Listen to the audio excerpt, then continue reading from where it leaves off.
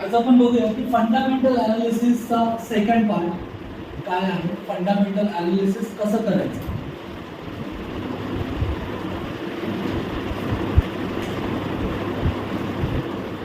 Fundamental analysis म्हटलं की तिथे खूप सारे रेशोज येतात, राईट. खूप सारे रेशोज आपल्याला ऑब्झर्व करावे लागतात आणि त्या रेशोज मधून आपल्याला हे समजावं लागतं की आपल्याला त्या कंपनीमध्ये इन्व्हेस्ट करायचं आहे की नाही करायचं, राईट. सो सगळ्यात महत्त्वाचं पहिला रेशो यामध्ये आहे ज्याला आपण म्हणतो PE ratio.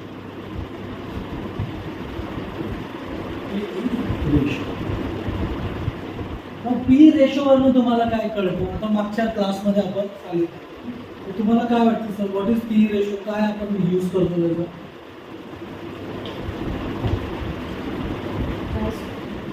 Price to earning ratio. Okay, yes sir. एखादे एक्झाम्पल देता येईल तुम्हाला.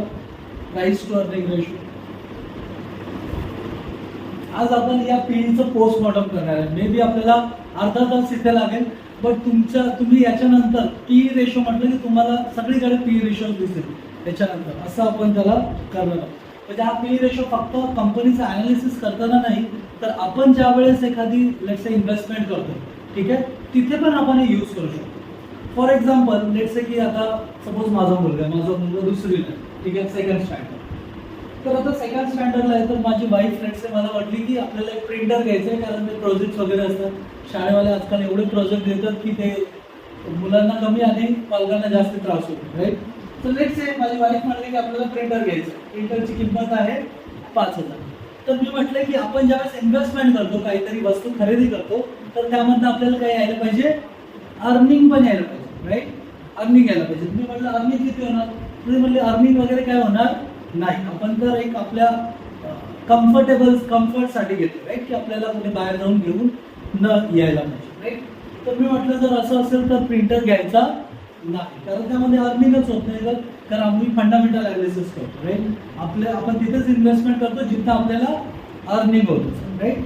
तर असंच झालं. नंतर एक दिवस लेट्स से एका महिन्यानंतर आम्ही कुठेतरी बाहेर गेलो आणि तिथे खूप सारे आमचे फ्रेंड्स होते. तिथे ते म्हणले की तुमचे मिस्टर तर स्टॉक मार्केटमध्ये अनालिसिस करून सगळ्यांना सजेशन्स वगैरे देत असतात, तर तुमचा काय व्ह्यू आहे. तर ते म्हणले असं काही नाही, माझे मिस्टर तर आम्हाला प्रिंटर पण घेऊ देत नाही, कारण ते म्हणतात की जर प्रिंटर घेतलं तर अर्निंग किती होईल, राईट. तर मी एक प्रिंट घ्यायला मी गाडी काढते आणि एक 4-5 किलोमीटर जाते, कारण जवळपास आहे नाही. तर तिथे जायलाच माझे जवळपास 50 रुपये खर्च होतो. ओके, आणि मग मी महिन्यात 2दा जाते, म्हणजे 100 रुपये खर्च होते. म्हणजे काय की वर्षात किती रुपये खर्च होत आहे, 1200 रुपये. ओके, जर 1200 रुपये खर्च होत आहे आणि 5,000 रुपयाचा प्रिंटर आहे, तर सपोज असं असेल तर तुम्ही काय करा, प्रिंटर घ्याल की नाही घ्याल. नाही घ्या. ओके, ठीक आहे. तर हे 1200 रुपये म्हणजे काय की 1200 रुपये माझे खर्च होत आहे ना. अर्निंग म्हणजे असं नाही की आपण अर्नच केलं पाहिजे. ओके, अर्निंग म्हणजे काय, आपण सेव्हिंग पण करता आली पाहिजे आपल्याला. अर्निंग म्हणजे आपल्याला सेव्हिंग पण करता आलं पाहिजे. आणि जेव्हा मला हे कळलं की 1200 रुपये खर्च होत आहे, तुम्ही म्हटलं हे पार्टी हे सोड सगळं, आपण जाऊया आणि पहिले प्रिंटर घेऊया, राईट.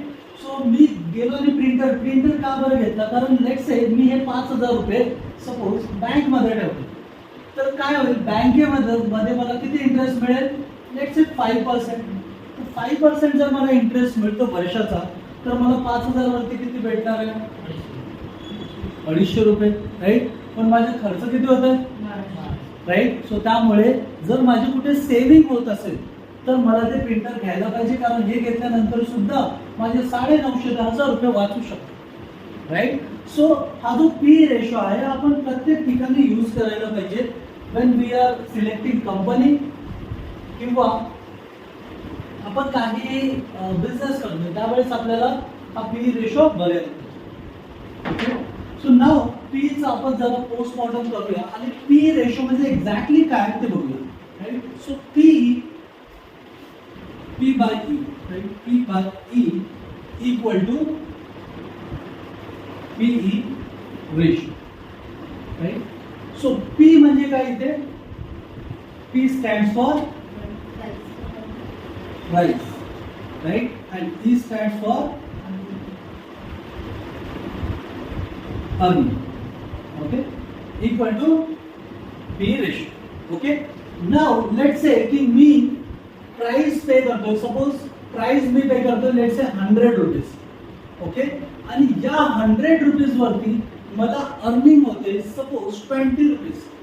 म्हणजे माझा पी बाय ई रेशो काय झाला?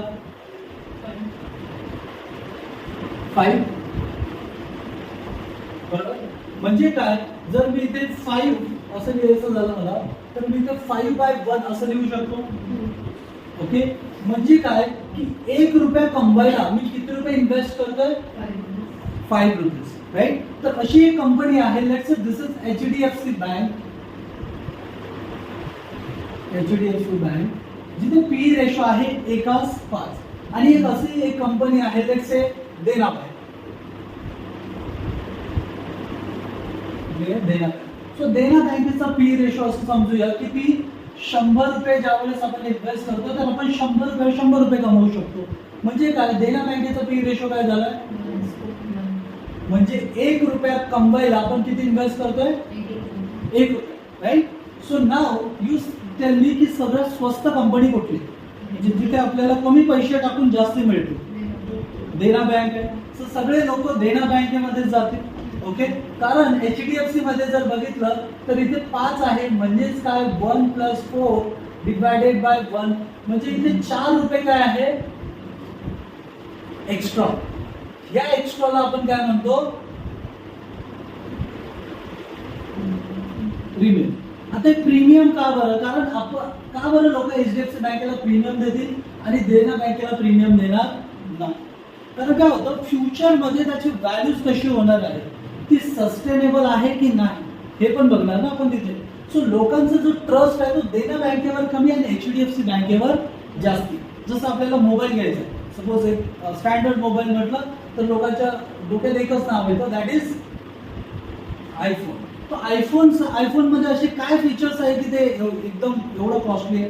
राईट. कारण फोन तर आपण फोन करू शकतो, व्हिडिओ काढू शकतो, everything is there, but there is brand. Right. जर ब्रँड असेल एखाद्या याला आणि त्याच्यावरती लोकांचा विश्वास असेल की फ्युचर मध्ये वाढणार आहे, कन्फ्युजन होतं. फ्युचर मध्ये जर वाढणार आहे, ट्रस्ट असेल तर काय होतं, आपण त्याला प्रीमियम पे करतो. We pay the premium for. Right. आणि त्यामुळे काय होतं की देना बँकेचं, लेट्स से की देना बँक आपल्याला 1 रुपयाला 1 रुपया देते. ओके, बट याच्यावरती लोकांचा विश्वास नाही. असं वाटतं की तिथे काहीतरी फ्रॉड जर झाला तर देना बँक राईट. जसं येस बँकेचं झालं, येस बँकेचा 300चा शेअर 6 रुपयाला. राईट. तसं नको व्हायला, त्याच्यासाठी लोक इथे कमी इन्व्हेस्टमेंट करतात. आणि जर असं असेल की मार्केटला सुद्धा माहिती आहे की 1 रुपया टाकला तर देना बँकेत 1 रुपया भेटतो. राईट. मग सगळे HDFCचे शेअर्स विकून देना बँकेत इन्व्हेस्ट करतात का? तर नाही. का? कारण की इथे तेवढा विश्वास नसतो. राईट. मग होतं काय, लेट्स से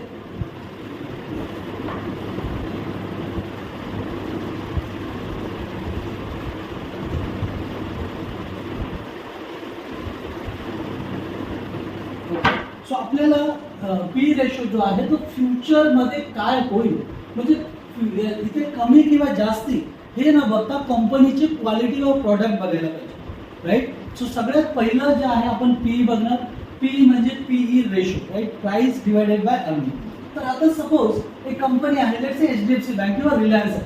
असं समजूया की आपल्याकडे 2 चॉईस आहे, एक आहे रिलायन्स आणि एक आहे let's say index. So Reliance जी कंपनी आहे, let's say this is petrochemical company, petrol diesel वगैरे याच्यामध्ये डील करते, रिफायनरी. ठीक आहे.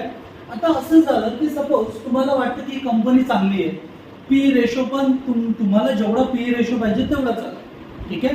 जेवढा पी रेशो तुम्हाला पाहिजे, लेट्स से याचा पी रेशो तुम्ही म्हटलं की 50 आहे. सो तुम्ही म्हणाल की ठीक आहे, मी 50 रुपये पण पे करायला तयार आहे, 1 रुपयाच्या अर्निंग्स आहे. ओके. नाव असं कळलं की बाबा ही जी कंपनी आहे, सर्वात आधी जर कंपनीला लॉस होत असेल तर कंपनीला काय करतात, म्हणजे गव्हर्नमेंट असते ते गव्हर्नमेंट सपोर्ट करते कंपनीला. जर कंपनीला लॉस होत असेल आणि कंपनी मोठी असेल ना, कंपनीला सपोर्ट करतं government in terms of taxes वगैरे. राईट. कारण कंपन्याच काय करतात, लोन घेतात. ओके. आणि या लोनचा इंटरेस्टने पे करत असतात. राईट. सो लेट्स से की इंटरेस्ट रेट यांना सपोज आता आहे 7 करोड रुपये ते देतात सपोज. येस, 7 करोड इंटरेस्ट देतात, बरोबर. तर इंटरेस्ट कमी केल्यामुळे काय होईल, हे कमी इंटरेस्ट लागेल यांना, म्हणजे काहीतरी यांचे पैसे काय होतील, सेव्ह होतील. ओके. सो सपोज असं झालं की रिलायन्सला सेव्ह करण्यासाठी गव्हर्नमेंट आले, पण नेहमी गव्हर्नमेंट येणार असं नाही. गव्हर्नमेंट तेव्हाच येणार जेव्हा त्यांना वाटेल की जर आपण यांना मदत केली नाही तर खूप मोठा प्रॉब्लेम कंट्रीमध्ये होऊ शकतो, तेव्हाच. राईट. सो गव्हर्नमेंट, आरबीआय आणि स्वतः रिलायन्सला पण असं वाटणार नाही की माझा लॉस झाला पाहिजे. ओके. सो त्यासाठी ते ट्राय करतील. नो लेट्स से की असं झालंय की आता सर आलेत आता, ठीक आहे. तर तुम्ही गाडीने आले, राईट. असं समजा की गाडीतलं पेट्रोल संपलं आणि यांना अर्जंट इथे यायचं होतं. ओके. गाडीतलं पेट्रोल संपलं तर यांना वाटलं की यार आता कसं जाऊ मी, यांनी किक मारले रागामध्ये आणि पेट्रोल पंप वगैरे सगळं बंद होतं. त्यांनी रागातच काय केलं, पाणी टाकलं गाडीमध्ये, टंकीमध्ये, राईट. आणि इकडे कुठेतरी त्यांना लेट्स से पाला पाचोळा दिसला, तो पण टाकला. ओके. बंद केलं यांनी आणि रागात गाडीला किक मारली. सो गाडी काय झाली, स्टार्ट झाली. नाव स्टार्ट झाली तर काय, हे ऍक्सिडेंटल एक इनोव्हेशन झालं, राईट. ऍक्सिडेंशियल इनोव्हेशन झालं. त्या इनोव्हेशन मध्ये काय झालं की ज्या रिलायन्स कंपनी होती याचे जे शेअर्स आहेत ते कमी येतील की जास्त येतील. आता सपोज यांनी सगळ्यांना सांगितलं की ऍक्सिडेंटल इनोव्हेशन आहे, या प्रोसेसमुळे काय होतं की गाडी चालू होते. नाव कोणी पेट्रोलवरती खर्च नाही करणार ना, ते काय करतील, यांनी जसं केलं तसंच करतील. ओके. सो त्यामुळे काय होईल की जे रिलायन्स कंपनी आहे ती मे बी आता तुम्हाला दिसते, पण फ्युचरमध्ये याची व्हॅल्यू काय होईल. मी काय सांगण्याचा प्रयत्न करतो तुम्हाला की तुम्ही इंडिव्हिज्युअल स्टॉक्स मध्ये जर इन्व्हेस्ट केलं तर त्याची काही गॅरंटी नाही आहे की ते फ्युचरमध्ये चालेलच, राईट. पण जर तुम्ही एक इंडेक्स वरती इन्व्हेस्ट केला, इंडेक्स मध्ये ट्रेड केला, तर त्याची काय गॅरंटी आहे की तो चालेल.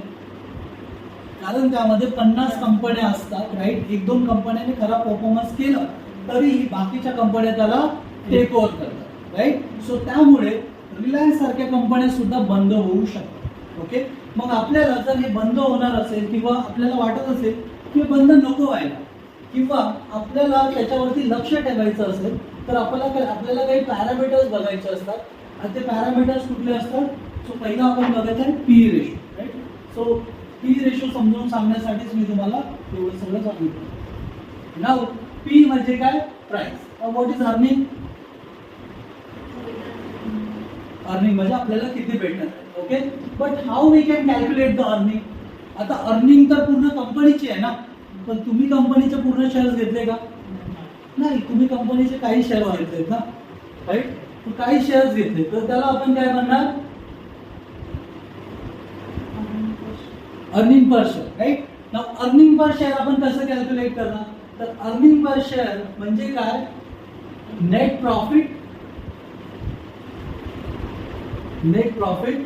Divided by outstanding share. Outstanding share म्हणजे काय, जेवढे त्या कंपनीचे शेअर्स अवेलेबल आहेत तेवढे shares is called EPS, right. EPS म्हणजे काय, net profit divided by outstanding share. न एखाद्या कंपनीचं तुम्ही तुमच्याकडे मोबाईल असेल तर तुम्ही screener.in वर जा, आता लगेच जा आणि त्या एक कंपनी घ्या, HDFC बँक घ्या लेट्स से, आणि HDFC बँकेचं नेट प्रॉफिट चेक करा. नेट प्रॉफिट करत सर आपण मोबाईल नाही.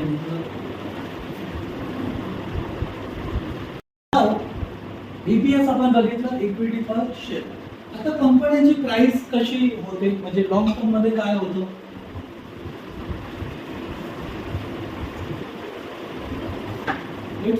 सेन्सेक्स माहिती आहे तुम्हाला. So Sensex started in let's say 1979. आपण 80 पासून पकडूया. 80 मध्ये हा 100 होता. ओके. 100 होता म्हणजे काय की याची प्राइस 100 होती. ओके. नाव आपण जर असं म्हणलं की P by E equal to P ratio म्हणजे काय की प्राइस म्हणजे काय, अर्निंग इंटू पी रेशो, बरोबर. सो लेट्स से सेन्सेक्सची प्राइस आहे 100. ओके. इक्वल टू आता अर्निंग आपल्याला काढायची आहे. पी रेशो आपल्याला डायरेक्ट दिसतो. पी किती, लेट से पी आहे 20, मग अर्निंग काय असेल P ratio upon P. Right. So हे कॅल्क्युलेशन आपण केले आधी. राईट. सो 100 डिवायडेड बाय 20 केलं तर इथे 5 येतं. ओके. सो त्यानुसार ते येतं. आता सपोज मी तुम्हाला विचारलं की आता 2022 मध्ये पी रेशो आहे 20च. ओके. बट सेन्सेक्सची व्हॅल्यू किती आहे आता 57,000. Now what is the earning? P ratio 20 upon करा.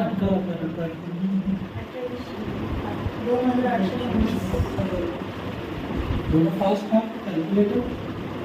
20 अपॉन 20. ठीक आहे. सो लेट्स से 2,850 काय आहे अर्निंग आहे. नाउ जर तुम्ही 1980 मध्ये बघितलं तेव्हा पण तो पी रेशो 20च होता. राईट. आता पण 20 आहे, पण तरी सेन्सेक्सची व्हॅल्यू 100 वरून किती गेली 57. का गेली? कारण की अर्निंग इन्क्रीज झाली ना.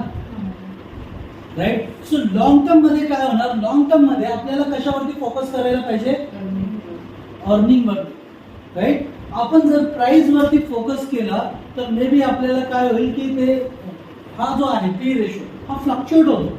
दिस इज ऑन सेंटिमेंट. हा कशावरती असतो, आपल्या सेंटिमेंट वरती असतो. राईट. कधी सेंटिमेंट एकदम खराब असलं तर ते पी रेशो मे बी 10 पर्यंत पण येईल, जसं कोविड मध्ये झालं किंवा 2008 मध्ये झालं, त्याच्या आधी हर्षद मेहताच्या काळात झालं. So P is fluctuating, but earning जे आहे ती स्टेडीली होत राहते. राईट. स्टेडीली अर्निंग काय होत राहते मार्केटमध्ये होत राहते. राईट. लेट्स से एक एक्झाम्पल द्यायचं झालं तर सपोज असं समजा की तुम्ही घर विकत घेतलं. राईट. आता तुम्ही घर विकत घेतलं तर तुम्ही रोज हे चेक करता का की आत्ता घराची प्राइस लेट्स से तुम्ही 50 लाखाला घेतली. ओके. 50 लाखाला घर घेतलं तर तुमचं घर उद्या किती रुपये आहे हे तुम्ही रोज चेक करता का मार्केटमध्ये जाऊन. राईट. कारण काय होतं, तुम्हाला असं वाटतं की तुम्ही ओनर आहात त्या घरचे आणि आपण तरी आपल्या कम्फर्टसाठी घेतलं, आपल्याला राहण्यासाठी घेतलं. याच्यामुळे काय होतं, आपले सेव्ह होतात पैसे. म्हणजे जे रेंटमध्ये जाणार आहे त्याचे बाहेर कुठे जाणार आहे ते आपले सेव्ह होतात. म्हणून तुम्ही घराची प्राइस रोज चेक करत नाही. पण ज्यावेळेस तुम्ही शेअर्स बाय करता, बजाज तुम्ही शेअर्स बाय करता, तुम्ही रोज त्याची प्राइस चेक करत असता. राईट. तुम्ही त्या कंपनीचे पार्शियल ओनर आहात, तरीही तुम्ही काय करता, कंपनीची काय चेक करता नेहमी, तुम्ही कंपनीचे अर्निंग चेक करत नाही. कारण तुम्हाला असं वाटतं की माझी प्राइस जी आहे, लेट्स से मी जे घेतलाय स्टॉक तो वाढला की मी विकून टाकणार, मोकळा होणार. राईट. हेच जर सपोज अंबानीने केलं तर काय होईल, तो हा चेक करतो का की माझ्या कंपनीची प्राइस आज आहे 2 लाख करोड. राईट. सो उद्या जर 2.5 करोड झाली तर मी लगेच कंपनी विकून टाकेल. की तो हा विचार करत असेल की माझ्या कंपनीचं अर्निंग किती होणार, अर्निंग वरती फोकस करत असेल. Right. This is the owner mindset. पण ओनर माइंडसेट आपल्याला का बरं येत नाही, कारण आपण रोज प्राइस ते बघत असतो, आपल्या पुढे ती प्राइस असते. मे बी घर पण तुम्ही घेतलं आणि घराची किंमत जर तुम्हाला दिसली, एखाद्याने सपोज केलं असं, सरांनी केलं की तुमच्या घराची प्राइस 52 लाख आहे, सर रोज आले आणि 4दा तुम्हाला ते लिफलेट टाकून गेले की घराची प्राइस आता 51 झाली, 52 झाली, 60 झाली, परत 50 झाली. असं तुम्हाला जर 1 महिना दाखवलं तर मे बी तुम्ही ते घर पण विकून 2-3दा विकून टाकलं. होतं सर असं. बरोबर. तुम्ही जे शेअर्स घेता तुम्ही रोज प्राइस बघता. तुम्हाला मी जर विचारलं की आता तुम्ही घेतलेल्या लेट्स से AWL अदानी विल्मार्टची प्राइस किती आहे, 750. मला सांगा की अर्न किती करते, अर्निंग काय आहे त्याची. Right. So 99 people don't know the earning of that company. आपल्याला फक्त काय माहिती असतं, प्राइस. पण घराची प्राइस आपण रोज चेक करत नाही. राईट. घर कितीला आहे, किंवा तो एखाद्या कंपनी ओनर असेल तो पण काही कंपनीची व्हॅल्यू चेक करून लगेच कंपनी विकायला काढत नाही. सो याच्या मागे माझा सांगण्याचा उद्देश काय तुम्हाला, की तुम्ही जे इन्व्हेस्टमेंट कराल ती पर्टिक्युलर 10 वर्ष 15 वर्ष अशी बघून करा. 5 वर्ष तरी मिनिमम इन्व्हेस्टमेंट करा जर तुम्ही फंडामेंटल अनालिसिस करून करता. नाहीतर मग पैसे घालवायला आपल्याकडे ऑप्शन आहे. म्हणजे ऑप्शनच आहे ऑप्शन आहे ऑप्शन राईट. सो तसं नको व्हायला, त्याच्यासाठी आपल्याला अनालिसिस करावं लागतं राईट. सो हे अर्निंग पण जे आहे ते अर्निंग आपल्याला थोडं हे करायचं तसं म्हणजे पी रेशो अर्निंगचा आहे ना याला 2850 म्हणजे 20 जो होता पी रेशो हा. म्हणजे जेव्हा चालू केलं आता कधी कधी काय होतं, पी रेशो वाढतो हा. आणि अर्निंग कमी होतं राईट. सो त्या केसमध्ये प्राइस जे आहे ते तशीच राहते राईट. प्राइस याच्यावरतीच डिपेंड असते ना, earning into P ratio right equal to price. So कधी कधी काय Change होतं होतं. की हे 10 होतं आणि हे मे बी तुमचं वाढून जातं लेट्स से 4000, तरी प्राइस तुमची तुम्हाला तिथेच दिसते. ओके. आणि जर असं झालं की दोन्ही वाढले, प्राइस पण वाढली आणि अर्निंग रेशो पण वाढला, म्हणजे काय लोक जे ज्यावेळेस 10 रुपये देत होते आता लोक 30 रुपये देतात. म्हणजे आपण असं म्हणू शकतो की पी रेशो जो आहे तो 30 झाला, खूप जास्ती झाला. म्हणजे लोक एका रुपयाच्या अर्निंग साठी 30 रुपये पण द्यायला तयार आहे, जिथे की 10 रुपये पण द्यायला तयार नव्हते आधी, आता 30 रुपये द्यायला तयार आहे. तुमच्या डोक्यावरून झालं, पहिला क्लास केला नाही म्हणून. ठीक आहे. सो 30 रुपये आता ते पे करतायत एका रुपयाच्या अर्निंग साठी राईट. सो इथे काय झालं, प्राइस पण वाढली, सगळं अर्निंग पण वाढली आणि प्राइस पण वाढली. That means was best time to sell in the stock market. म्हणजे तुम्ही असं विचारता ना की बाबा मी बाय तर केला मग सेल कधी करू राईट. तर तुम्ही सेल त्यावेळेस करा ज्या वेळेस त्याची अर्निंग पण वाढलेली असेल आणि पी रेशो पण वाढलेला असेल राईट. त्यावेळेस that will be the best time to sale.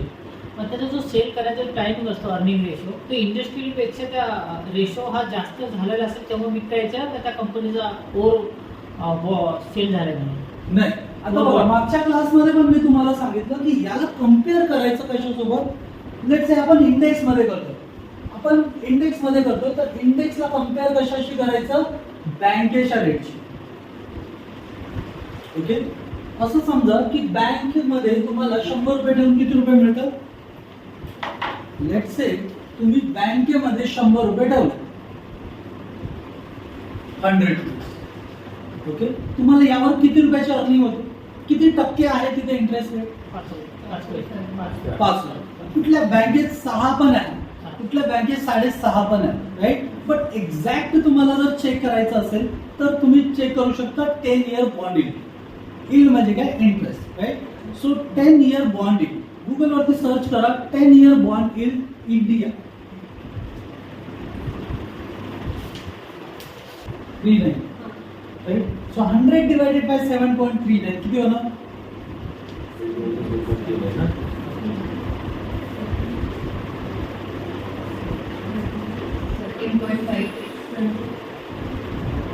Okay. So this is the bank P. बँकेमध्ये तुम्हाला 1 रुपया कमवायला किती रुपये ठेवावे लागतात, 13 right. So this is the bank P. Okay. बँकेचा पी. आता सपोज असं समजा की इंडेक्स जो आहे निफ्टी, इंडेक्सचा पी सुद्धा 13 चालला. Okay. Now where you will invest your money. कुठे इन्व्हेस्ट करायचं, इंडेक्स. का बरं, कारण हा जो आहे हा स्टेडी राहणार आहे, जास्ती वाढण्याचे चान्सेस नाहीये, पण हा वाढू शकतो राईट. लेट्स से एखादी कंपनी आहे तर कंपनीचा जर पी रेशो एकदम कमी आला राईट, बँकेचा रेट आहे तेवढा चालला. सपोज तुमची कंपनी आहे राईट, तुमची एक कंपनी आहे, तुम्हाला असं वाटतं की बँकेमध्ये 1 रुपया कमवायचा आहे तर 13 रुपये इन्व्हेस्ट करायला राईट. तर आणि तुमच्या कंपनीमध्ये पण तुम्ही 13 रुपये इन्व्हेस्ट करून 1च रुपया भेटतो. तर तुम्ही म्हणाल की मी काम कशाला करू, मी एक काम करतो, कंपनीच विकून टाकतो आणि ते पैसे कुठे ठेवतो, बँकेत. कारण पैसे तर सेमच भेटतंय ना, नाही भेटत आहे, सेमच भेटतं ना, इंटरेस्ट भेटतो ना तुम्हाला. तर तुम्ही म्हणाल की मी काम कशाला करू, मी कंपनी विकून टाकतो, कारण मला कंपनीतून जे बँकेत रिटर्न भेटतात, बँकेत एफडी करून तेच भेटतात, म्हणून मी कंपनी विकून टाकतो राईट. असा विचार आपण करत नाही, कारण तुम्हाला माहिती आहे ही कंपनी जी आहे ती आता ग्रो नाही करत आहे, पण पुढे ग्रो करेल. म्हणजे जे आता आपल्याला 1 रुपये भेटतंय तर ही अर्निंग काय होऊ शकते, इन्क्रीज होऊ शकते राईट. त्यामुळे आपण काय करतो की कंपनी कधी विकत नाही, त्यामध्ये चांगलं काम करून त्याला ग्रो करतो. ओके. म्हणून ज्यावेळेस इंडेक्सचा पी आणि बँकेचा पी ज्यावेळेस सेम येईल त्यावेळेस समजायचं की आपल्याला आता इन्व्हेस्टमेंट करायची वेळ आलेली आहे. राईट, काहीतरी सॅक्रिफाईस करून आपल्याला इन्व्हेस्टमेंट करायची वेळ आलेली आहे. आता आपण मार्केटला सोडायला नाही पाहिजे, कारण ही वेळ परत येणार नाही. जसं कोविडची वेळ मे बी आता परत 10 वर्षात परत येणार नाही. Golden chance to invest. पण होतं काय की त्याच वेळेस सगळे हे म्हणत राहतात की आता तर सगळं संपलं आणि 2002च्या पण लेवल दिसायला लागतात लोकांना. म्हणजे 7,000 आल्यानंतर इव्हन लोकांना 5,000 दिसायला लागले. ओके, असं पण होतं. म्हणजे त्यावेळेस आपण डिसिजन घेऊ शकत. पण जर आपल्याला डिसिजन घ्यायचं असेल तर आपण काय करू शकतो, इंडेक्सचा पी बघू शकतो किती आहे. इंडेक्स आणि स्पेसिफिक त्या सेक्टरचं बघायचं पी का स्टॉकचं इंडेक्स ओनली इंडेक्स. त्या इंडेक्स मध्ये पूर्ण सेक्टर आले. राईट, सेक्टर मध्ये कंपन्या आहेत ऑलरेडी. सो आपल्याला काय बघायचं, इंडेक्सचा पी बघायचा. Now let's do one exercise. मी तुम्हाला एक ग्रुपवरती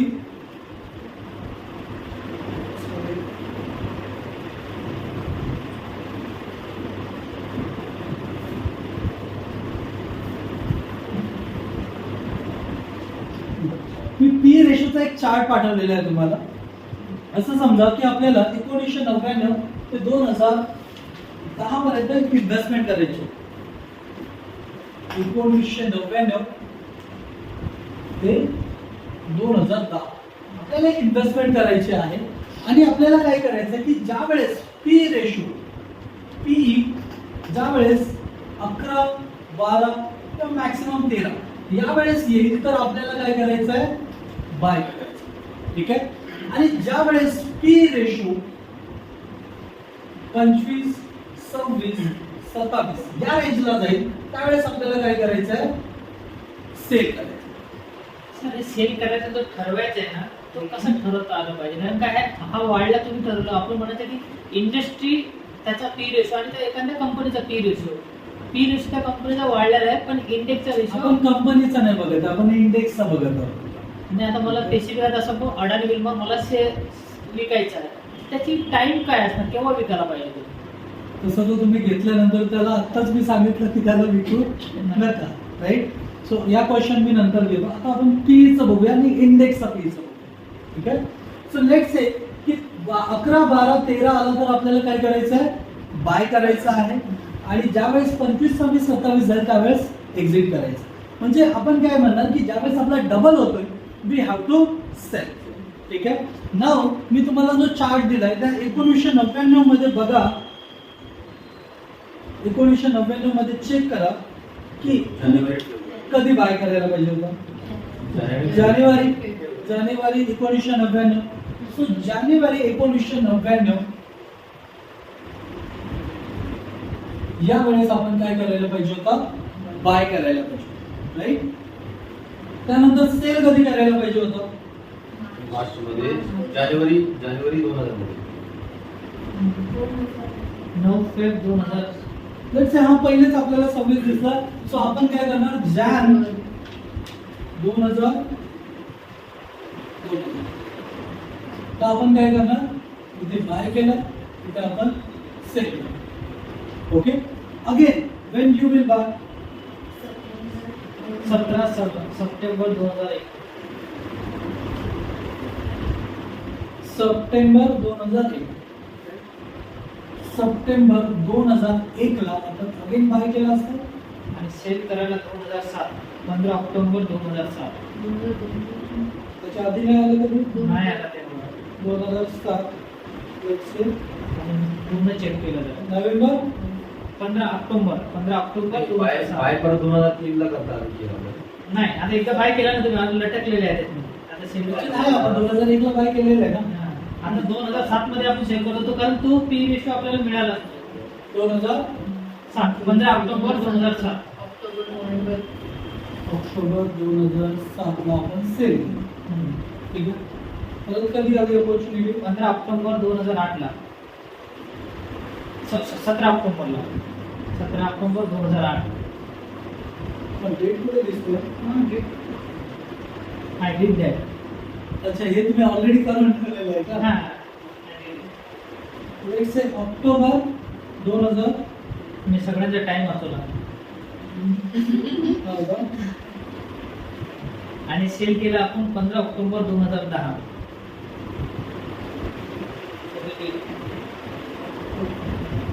बाय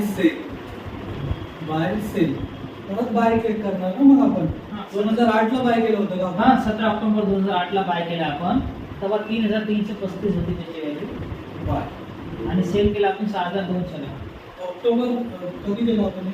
15 ऑक्टोबर 2010 ला आपण सेल केला.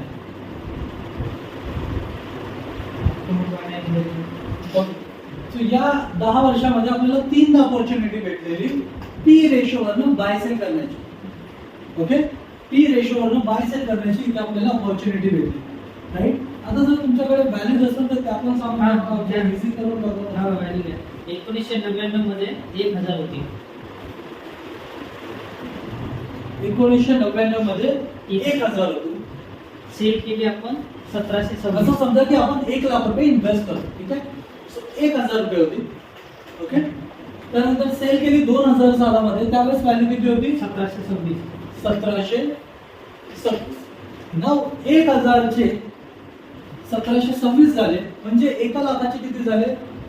1 लाख 172% होते सर. 1.7 172% होते sir. In percentage if you ask me. म्हणजे 1.72 लाख. ओके, ते झालं. आता हे एक 1.72 लाख तुम्ही परत 2001 ला इन्व्हेस्ट केले जिथे व्हॅल्यू होती 857. 857. 857. ठीक आहे. 2007 ला ही व्हॅल्यू झाली 5700. 5700. नाव किती टाइम झाले ते? 6.6 टाइम. 6.6 टाइम. म्हणजे काय की आपली ही जी व्हॅल्यू आहे दिस इंटू 6.6 किती झाले?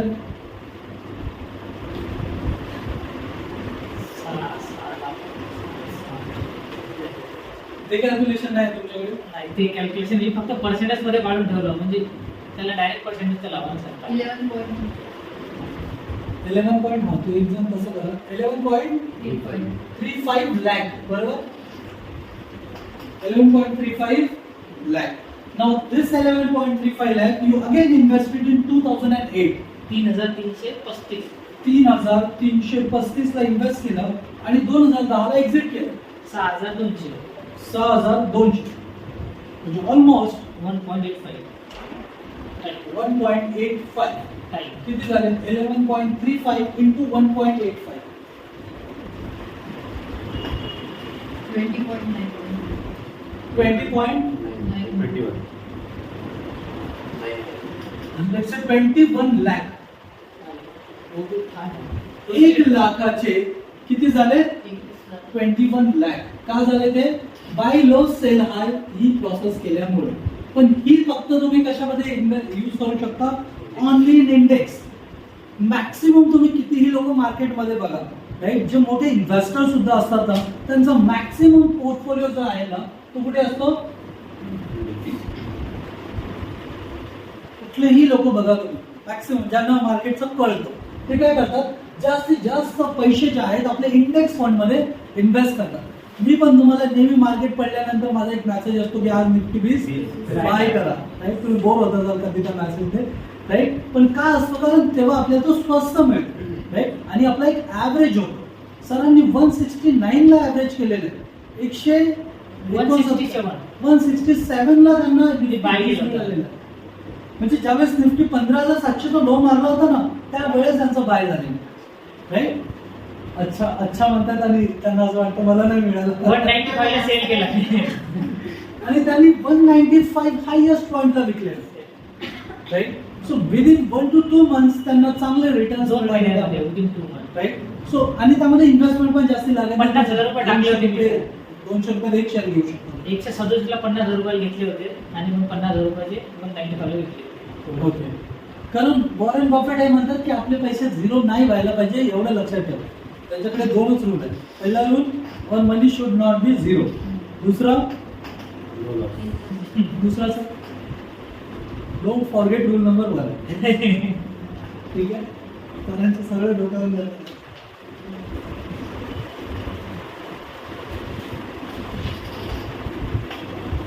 टेन्शन घेऊ नका. पहिल्यांदा कोणाला समजत नाही, दर संडेला यायचं, काही ना काय तर समजेल, थोडं थोडं समजेल. डोंट वरी. बाकी हे पुढे आपण कव्हर करणार आहोत. ओके, सो या डेट्स तुम्ही लिहून घ्या आणि तुम्ही क्रॉस चेक करा. तुम्ही क्रॉस चेक करा, या डेट्स लिहून घ्या, चार्ट वरती जा आणि चेक करा की एवढंच होतं का, राईट.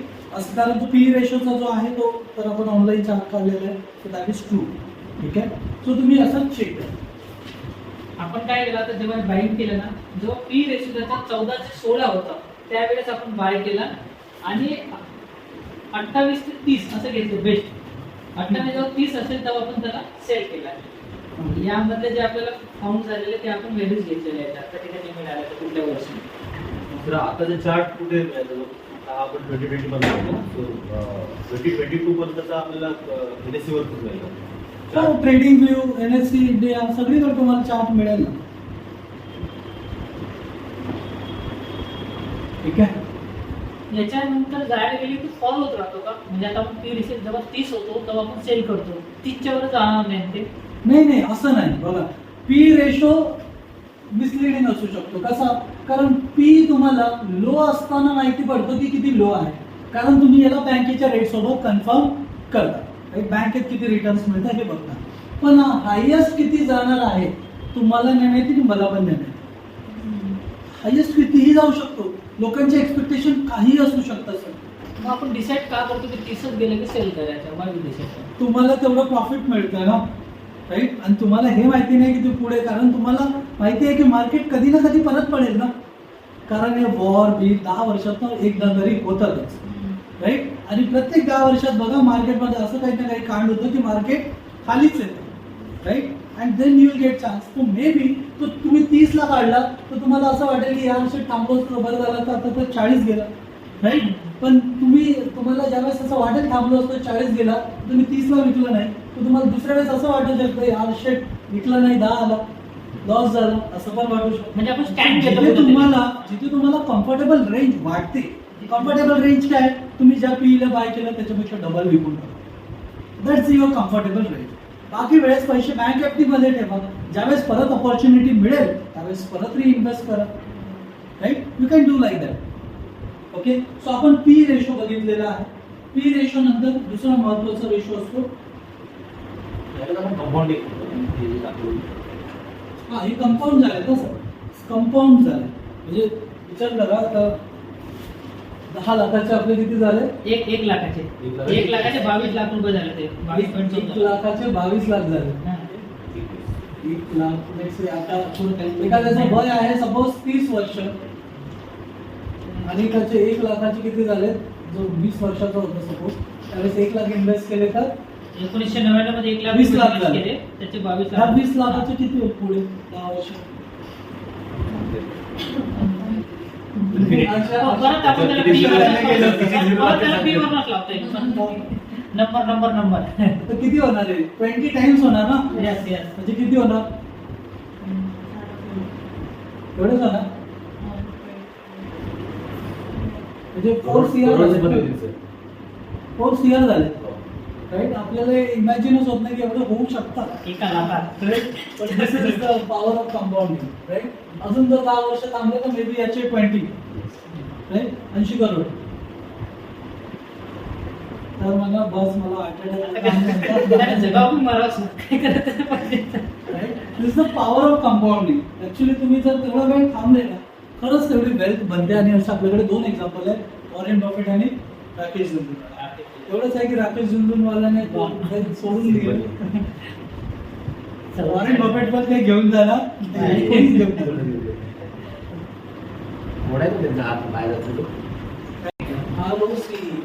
कॅपिटल.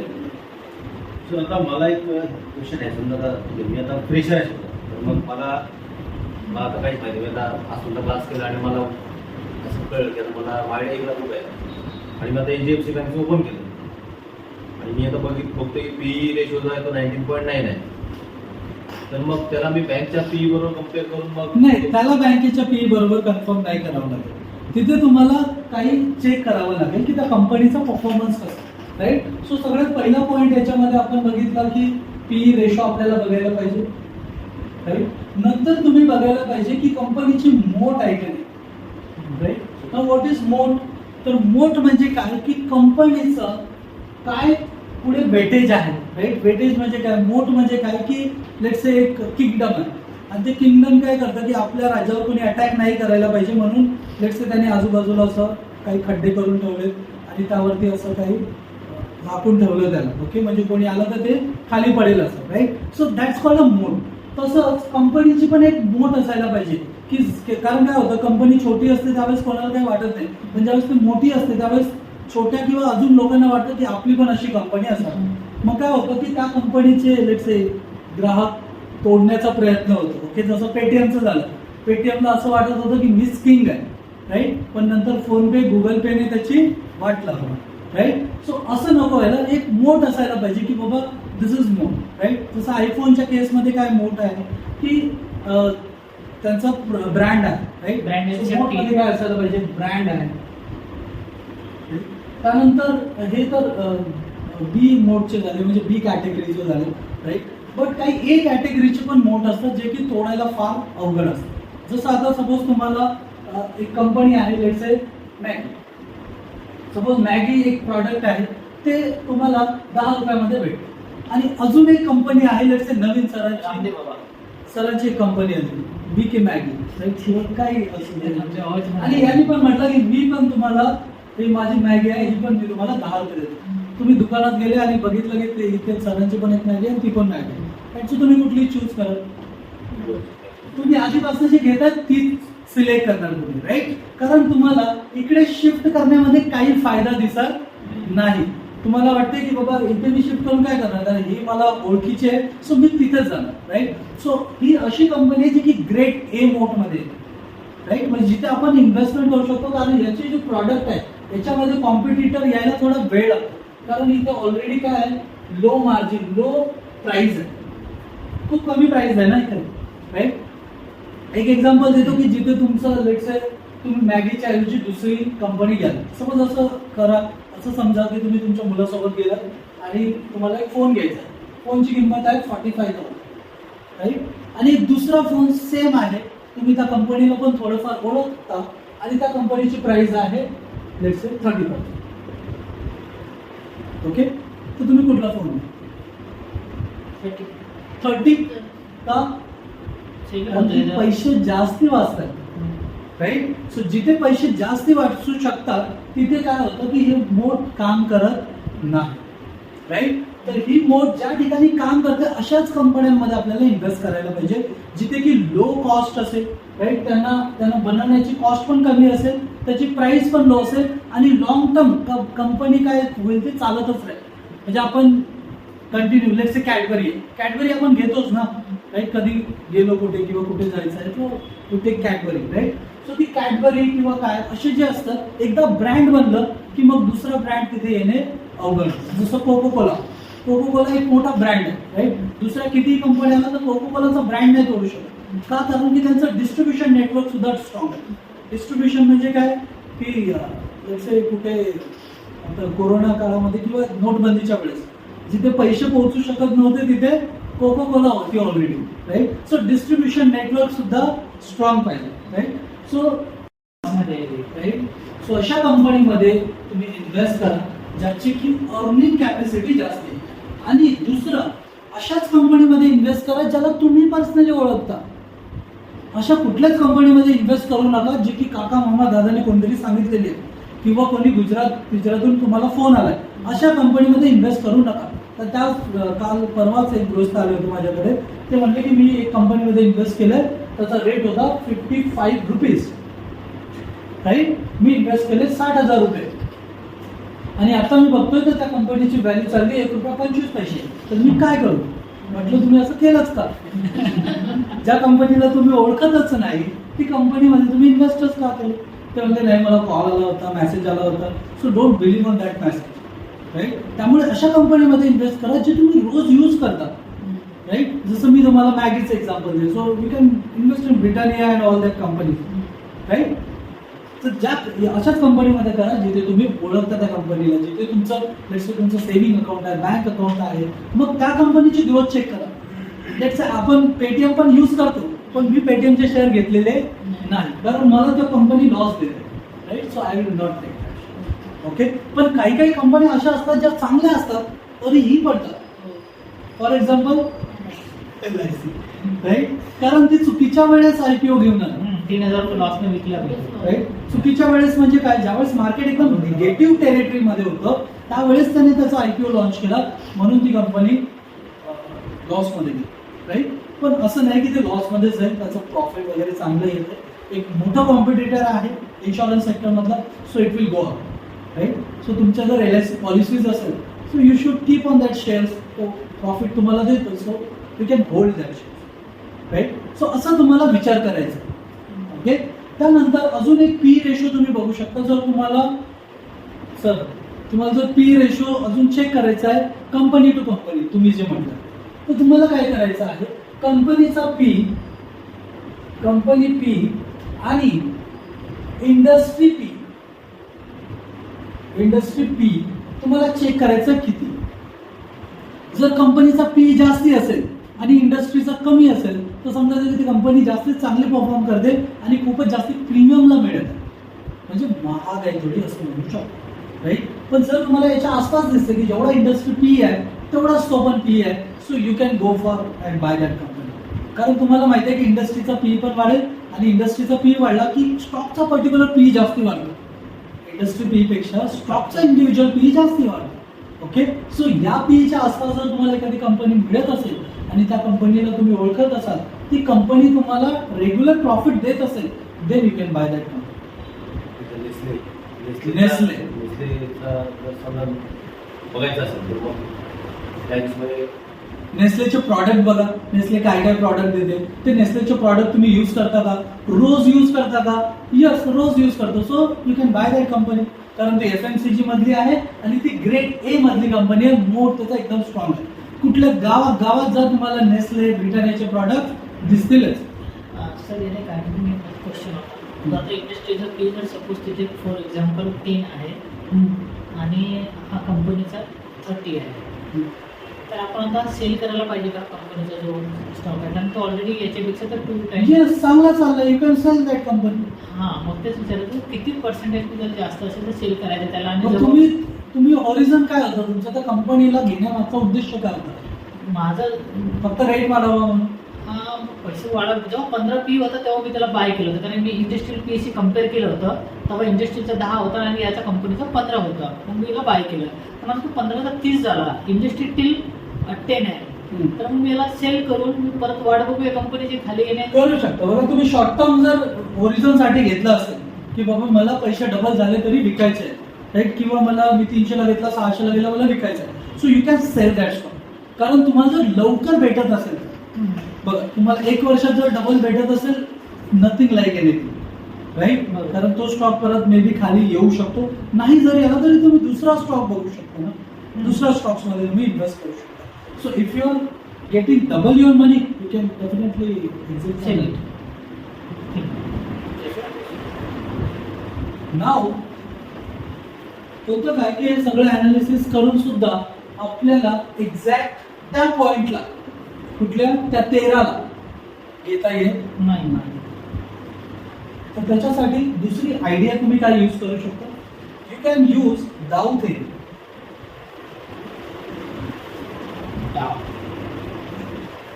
सर आता जे नेसलेचं मी सांगितलं ना, नेसलेला आता कंपॅरिझन बघितलं तर ब्रिटानिया कंपॅरिझन ती कंपनी पण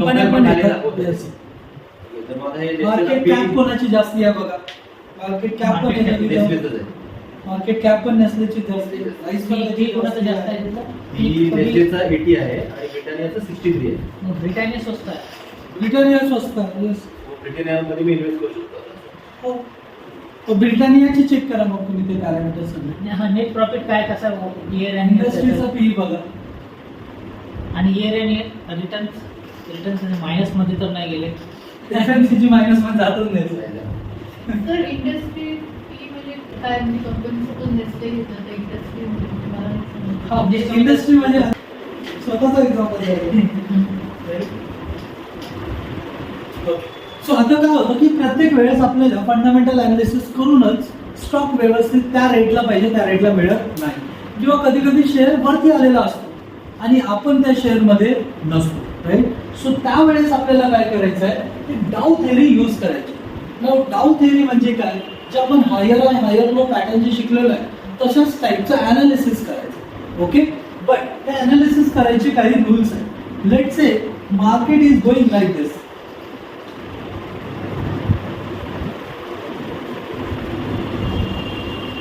ओके, सो आपल्याला काय करायचं, आपल्याला बघायचं आहे this is low, this is low, so this is high, high.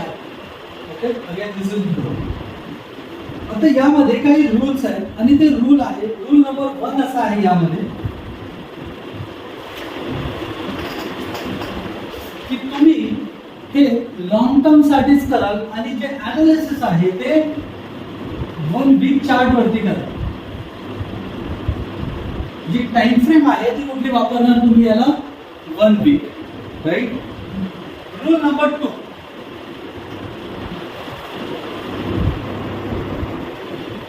Recent हाय.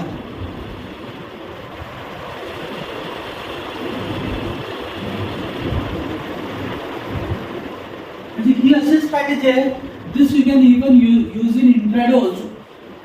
चांगली जर तुम्ही याला यूज केली तुम्हाला इंट्राडे मध्ये पण चांगले रिटर्न्स ही स्ट्रॅटेजी देऊ शकते. Right.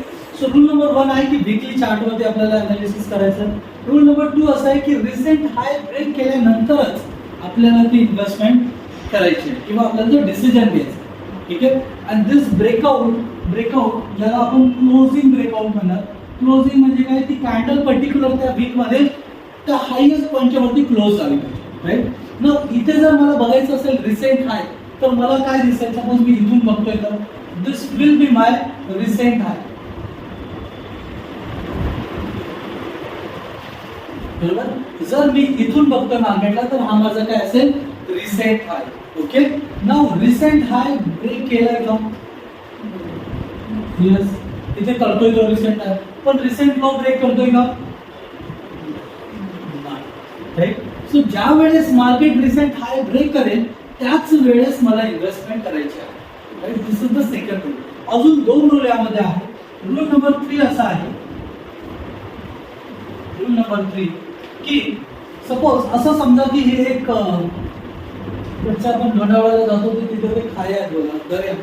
Right. So let's say this is the दरी. ओके. आणि या दरीमध्ये आहे पाणी. ओके.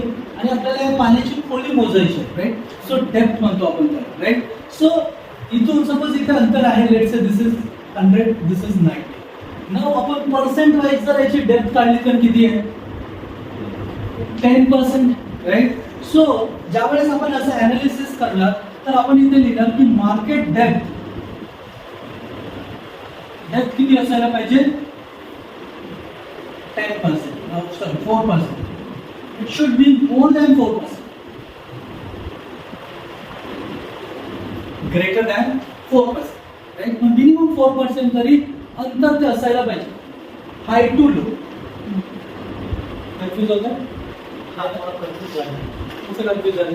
काय 100 रुपये आला, इथं लो आला 90 रुपये, 10% झालेलं. सो 10% डिफरन्स 10% झाला. मे बी इथून परत वरती जाईल तर इथे पण हा 100च असेल ना. हा.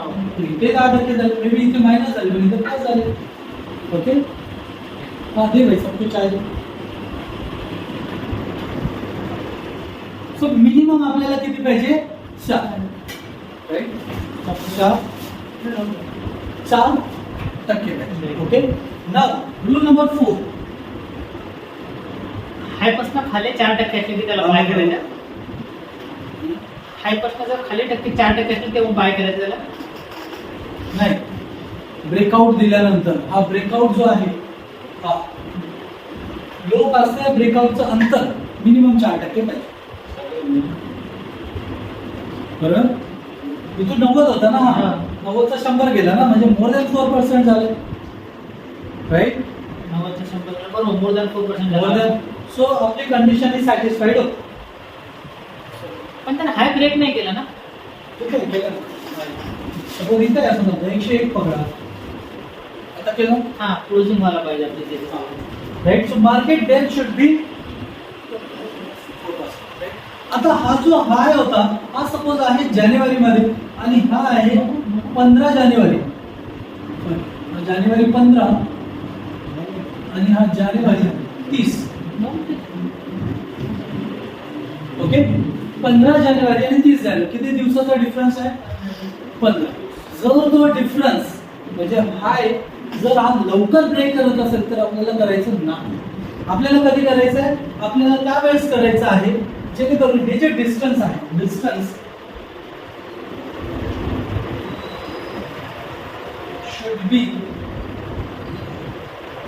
more than 4 weeks. 4 weeks म्हणजे किती?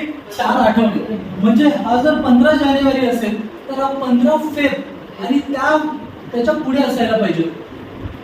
15 फेब आणि त्याच्या पुढे, तरच आपण त्या पर्टिक्युलर स्टॉक मध्ये इन्व्हेस्टमेंट करणार.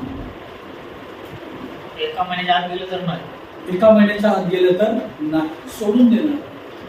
म्हणजे जर सपोज 100 रुपये एका महिन्यापूर्वी होते, परत 15 दिवसात 100 रुपयाला गेली किंवा 105 रुपयाला. हा, कधी कधी असं होतं ना, मार्केट खाली येतं जसं की आत्ता झालं आणि लगेच वरती आलं, right. So this movement is not so strong. आणि यामुळे काय होतं की अशी मुवमेंट झाली परत मार्केट एकदा खाली येण्याचे चान्सेस असतात. आपल्याला मुवमेंट तर पाहिजे, पण मुवमेंट स्टेडीली व्हायला पाहिजे, हळू व्हायला पाहिजे, त्याने काहीतरी कालावधी घ्यायला पाहिजे, तरच ती मुवमेंट स्ट्रॉंग असते. तर तुम्ही बघा, मे बी आता उद्या आपल्याला मार्केट मे बी खाली दिसू शकतो, कारण एकदम शार्प रिकव्हरी होती ती. आणि तुम्ही बघा 200 पासून असं मार्केट खाली आलेलंच आहे, राईट. थोडं का होईना खाली आलेलं आहे. सो उद्या मे बी मार्केट खाली येऊ शकतं, कारण this is the very sharp recovery. कधी कधीच असं होतं की शार्प रिकव्हरी दिली, नंतर मार्केट गॅप अप केलं तर मार्केट वरती अजून सस्टेन करू शकतो. मे बी मग ती गॅप तशीच राहील, पुढे कधीतरी रिकव्हर होईल, पण मार्केट इथे गॅप अप द्यायला पाहिजे, तरच ही रॅली सस्टेन होईल. नाहीतर काय होतं, मार्केट इतकं खाली आलं परत थोडंसं वरती जाऊन परत खाली, म्हणजे जेवढं वरती गेलं तेवढंच खाली, राईट. असं होऊ शकतं. त्यामुळे आपल्याला काय पाहिजे, मिनिमम 4 वीक्स एवढं डिफरन्स आपल्याला पाहिजे. म्हणजे तेवढा कन्सोलिडेटेड व्हायला पाहिजे तिथे 4 वीक पर्यंत. आपण आणि याचं एक अनालिसिस करून बघूया आपण निफ्टी वरती. ओके, सो लेट्स से आपण अनालिसिस करूया 2008चा जो एक टॉप होता, जी 2007-8 ला जे मार्केटमध्ये झालं, राईट. अप डाऊन खूप आपण बघितलेले. त्यावेळेस पासून आपण स्टार्टिंग करूया आणि बघूया की आपण जर त्यावेळेस ही थेअरी यूज केली असती तर काय झालं असतं. ओके, सो आता मी इथे जो टाईप केलेला, जो मार्क केलेला आहे, let's say this is the recent high आणि एक रिसेंट लो पण मी मार्क करतो इथे. Okay, so this is recent low. आता आपल्याला सर्वात आधी हे मी वीकली टाइम फ्रेम वर घेतलेलं आहे, so you can check here because this is on weekly time frame. Okay, then recent low should be break. Okay, जो आपला रूल होता, दुसरा रूल की ज्यामध्ये recent low should be break व्हायला पाहिजे होता, right. So let's say this is recent low, मी इथे टाईप करतो recent low. Okay, also this is recent high. So let's say this is the recent high, low, and वरती आपण याला recent high असं एक नाव देऊया. ठीक आहे. So let's say this is recent high. Okay, आता आपल्याला काय करायचं आहे की ज्या वेळेस रिसेंट हाय ब्रेक होईल त्याच वेळेस आपल्याला बाय करायचं आणि बाकीचे पॅरामीटर्स चेक करायचे. Okay, now we have this is recent low and this is recent high. Okay, त्यानंतर अजून आपल्याला एक लक्षात ठेवायचं की जोपर्यंत रिसेंट हाय ब्रेक होत नाही तोपर्यंत आपण करायचं नाही. तसं जर रिसेंट लो ब्रेक झालाय तर आपला हाय आपल्याला काय करायचंय, शिफ्ट करायचं. Okay, now let's go ahead and check की हाय ब्रेक होतोय की low. Now we can check की लो इथे ब्रेक झालाय. लो ब्रेक झाल्यानंतर जर मार्केटने एक बाउन्स दिला तर समजायचं की तो लो आपला एक रिसेंट लो असेल, म्हणून आपण काय करणार, ही जी लाईन आहे ही आपण खाली घेणार आणि असं म्हणणार की this is our recent low, right. So recent low आपण शिफ्ट केला तर रिसेंट लो शिफ्ट केल्यानंतर आपल्याला रिसेंट हाय पण शिफ्ट करावा लागेल, right. So this is recent high. Now will go again and check. Again काय झालं बघा, लो ब्रेक झालाय. लो ब्रेक झाल्यानंतर ज्यावेळेस मार्केट परत एकदा वरती येईल त्यावेळेस आपण असं म्हणणार की yes this is the new recent low. Yes, can check this, right. So we have a new recent low. आता रिसेंट लो जर शिफ्ट झाला तर ऑब्व्हियसली रिसेंट हाय पण शिफ्ट होईल. So recent high shifted here. Okay, now again we let's go ahead and check. Okay, so now you can check here. या ठिकाणी आपल्याला closing point पाहिजे, राईट. सो क्लोजिंग पॉईंट इथे मिळालेला नाही, त्यामुळे आपण अजून पण वेट करणार. नाव इथे बघा, इथे आपल्याला क्लोजिंग पॉईंट मिळालाय ऑन दिस कॅन्डल. इथे आपलं जे सेकंड कंडिशन आहे की क्लोज व्हायला पाहिजे, रिसेंट हाय ब्रेक करायला पाहिजे. So that recent high is broken here, right. दुसरं काय आता आपल्याला बघायला, तर रिसेंट लो आणि रिसेंट हाय यामध्ये डिफरन्स किती, आपल्याला मिनिमम 4% पाहिजे. सो ऑलमोस्ट एक 100%च्या वरती ऑलमोस्ट म्हणजे 4% तर आहेच, राईट. त्यानंतर दुसरं आपल्याला काय चेक करायचं आहे, तर जी डेट आहे, ज्या वेळेस तो ब्रेकआउट दिला होता, राईट, म्हणजे हाय होता त्यावेळेस पासून आत्ता ब्रेकआउटचं अंतर, राईट. सो तुम्ही हे डेट रेंज यूज करू शकता त्यासाठी. Now you can check here 378 days 54 bars, म्हणजे almost it's more than 4 weeks, right. So we can buy here, म्हणजे आपल्या चारही कंडिशन इथे सॅटिस्फाईड होत आहे. And now we can buy this stock. Okay, so buying level लिहून घ्या. आपण बाय केलं याला 4643, राईट. आता जसं आपण रिसेंट हाय खालनं शिफ्ट करत होतो तसंच आता वरती गेल्यानंतर आपल्याला काय शिफ्ट करायचंय, recent low. Okay, now let's check की हा कुठपर्यंत जातोय. सो आय हॅव चेक की तो इथपर्यंत गेलाय, म्हणजे माझा जो रिसेंट हाय आहे, let's say that is this. Okay, you can check, you can take this high also. Okay, but recently आपण कॅल्क्युलेशनसाठी हाच हाय मार्क करूया. Okay, now let's go ahead and check. तर हाय ब्रेक केला, high break केल्यानंतर तुमचा जो recent low आहे that will be on this point, म्हणजे काय 39 समथिंग आहे. आता बघूया आपण, आपला लो शिफ्ट केला तर हाय पण शिफ्ट करायला लागेल. So high is around this point. Now let's go ahead and check की हा हाय ब्रेक करतोय की नाही. Okay, check check, let's go. So here high break. Okay, so high break केल्यानंतर मी काय करेल, माझ्या लोला परत मी एकदा स्टॉप लॉस शिफ्ट करेल, right. So this is my recent low now. Okay, and this is recent high. Again I go ahead and check. I'll go ahead and check. Now I can see की इथनं market परत खाली येत आहे. Now this will be my recent हाय. जसं आपण low ला गेलो होतं एक्झॅक्टली आपण सेम करतोय. ओके, नाव ज्या वेळेस हा हाय ब्रेक करेल त्यावेळेस परत आपला आपला रिसेंट लो काय करणार, शिफ्ट करणार. And we will go on like this. Okay, let's go ahead and check. परत एकदा इथे बघा.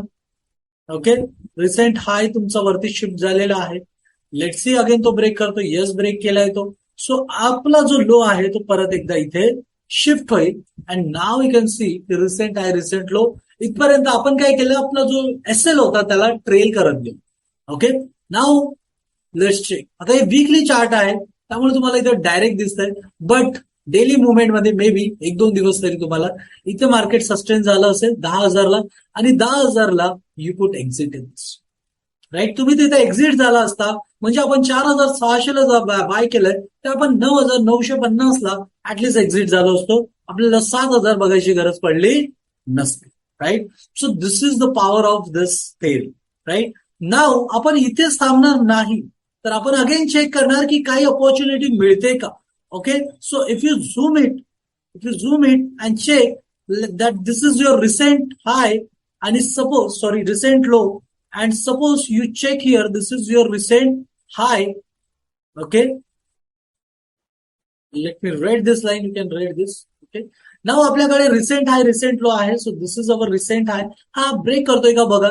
So now it has broken here. You can check very clearly. 10,000ला परत, तर 10,000ला पण परत री एंट्री घेऊ शकतो. पण तुम्ही म्हणाल की आपण एक्झिटच कशाला केला, तर पुढे आपल्याला माहिती नाही की रेट कसे येणार आहे, त्यामुळे आपण आपले जे रूल्स आहेत त्याला फॉलो करायचं. Okay, so now let's check. Let's go ahead and check. आता बघा इथे परत एकदा मार्केटने हाय घेतलाय. So this will be our recent high. हा हाय ब्रेक केल्यानंतर आपण आपला स्टॉप लॉस शिफ्ट करणार and our stop loss is at this range. Okay, now again let's see market कुठे जाते बघा. परत मार्केट इथे गेलंय. Okay, and this is your recent high. Now again check. मार्केटने high break केलाय तर आपला लो इथे येणार. Now this is our recent low and it will go on and on. Let's check. Okay, so 18,600चा top मारलाय. परत बघूया की हा ब्रेक करतोय का. सो हा ब्रेक अजून तरी झालेला नाही आणि आता आपण सध्या 17,094ला चालू. Okay, so now what is our stop loss.